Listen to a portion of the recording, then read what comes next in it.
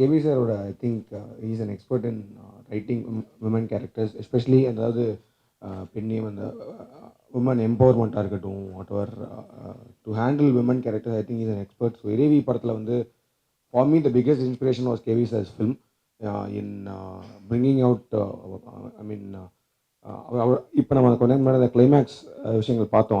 அதிலே தெரியும் எவ்வளோ போல்டான விஷயங்கள், எவ்வளோ வந்து எல்லாரும் சொல்ல தயங்குற விஷயங்கள் வந்து மூஞ்சில் அடித்த மாதிரி சொல்கிறதுல வந்து is an expert. And I think that's is strength. And அதில் தான் we are getting inspired.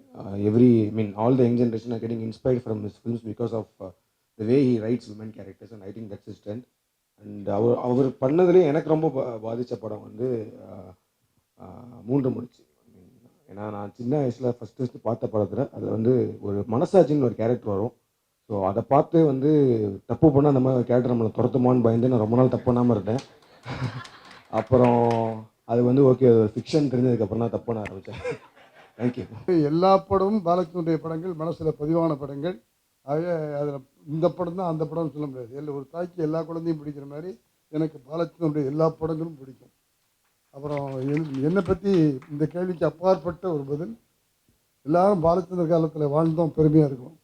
பாலச்சந்தருடைய Kavithalayam கம்பெனியில் 5 படங்களை இயக்குகிற வாய்ப்பு எனக்கு கிடைத்தது என்பதை மெத்த மகிழ்ச்சியோடையும் பெருமையோடையும் நான் சொல்லிக்கொள்ள ஆசைப்பட்றேன். அது மட்டும் இல்லை, பாலச்சந்தர்கிட்ட போய் படம் பண்ண போகும்போது நான் பயந்தேன். நீ ஏன் பயப்படுறான்னு தெரியும். நடராஜன் சார் தான் என்னை கூட்டி கொண்டு போய் விட்டுட்டு வேடிக்கை பார்த்தாரு. நீ ஏன் பயப்படுறான்னு எனக்கு தெரியும், நான் டைரக்டர் தலையிடுவேனான்னு நினைக்கிறியான்னு எனக்கு தெரியுதுன்னாரு. அப்போ நான் சொன்னேன், இல்லை சார், உங்கள்கிட்ட வந்து படம் பண்ணும்போது எனக்கு பயமாக இருக்குண்ணே. ஒன்றும் பயப்படாத, ஏவிஎம்முக்கு எப்படி செய்கிறியோ பஞ்சனுக்கு எப்படி செய்கிறியோ அது மாதிரி இந்த கணத்தில் டைரக்ட் பண்ணு, ஸ்கிரிப்ட் ரெடி பண்ணி உன் கையில் கொடுப்பேன். அதுக்கு பிறகு ஒரு நாள் கூட நான் ஷூட்டிங்க்கு வரமாட்டேன். எல்லா படமும் பார்த்து ஃபஸ்ட்டு காப்பி தான் பார்ப்பேன்னு சொன்னார். 5 படத்துக்கும் ஒரு ஃபஸ்ட்டு காப்பி தான் பார்த்தாருங்கிறத ஒரு டைரக்டர் கொடுத்த சுதந்திரம் எப்படிங்கிறத உங்களுக்குள்ள நான் பகிர்ந்து கொள்ள ஆசைப்பட்றேன். இங்கே எத்தனை பேர் வந்தாங்க, எத்தனை டைரக்டர்ஸ் வந்தாங்க, எத்தனை நடிகர்கள் வந்தார்கள் சொன்னாங்க. அதுலேயும் நான் ரொம்ப கொடுத்து வச்சேன். ஏன்னா நான் இயக்கிய படங்கள் 70 படங்கள். அதில் 25 படங்கள் சூப்பர் ஸ்டார் ரஜினிகாந்த் அவர்கள், 10 படங்கள் உலகநாயகன் கமலஹாசன் அவர்கள், அதே போலவே நடிகைகளில் சுஜாதா, பிரியா, படாப் ஜெயலட்சுமி, அவங்க எல்லாருமே என் படங்களில் நடித்தாங்க.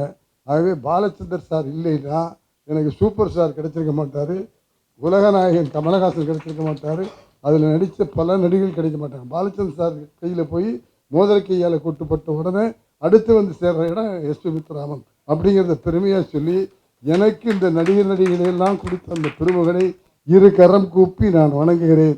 நீங்கள் இல்லை அப்படின்னா நாங்கள் இல்லை.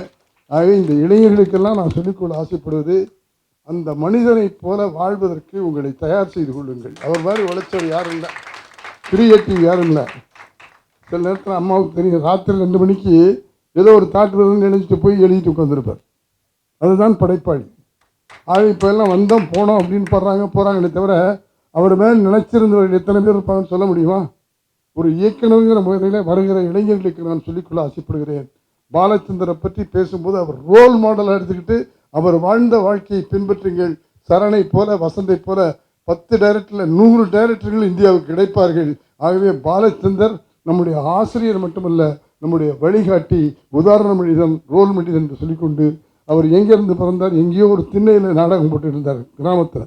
அவர் தான் இன்னைக்கு இந்த அளவுக்கு வளர்ந்துருக்கார் அப்படின்னு சொன்னால் அதுக்கு காரணம் லட்சியம் லட்சியம் லட்சியம்னு சினிமாவே லட்சியமாக வச்சுக்கிட்டு தான். ஆகவே உங்கள் எல்லாருக்கும் சொல்லிக்கொள்ள ஆசைப்படுகிறேன், எண்ணியது எண்ணியாங்கு எய்துவர் எண்ணிய திணியராக பெறுங்கிற கூட சொல்லி நான் லட்சியத்தில் உறுதியாக இருந்தால் நாம் நிச்சயமாக லட்சியத்தில் வெற்றி பெறுவோம். அதற்கு சாட்சியான மனிதர் பாலச்சந்தர் கூறி விடைபெறுகிறேன். வணக்கம்.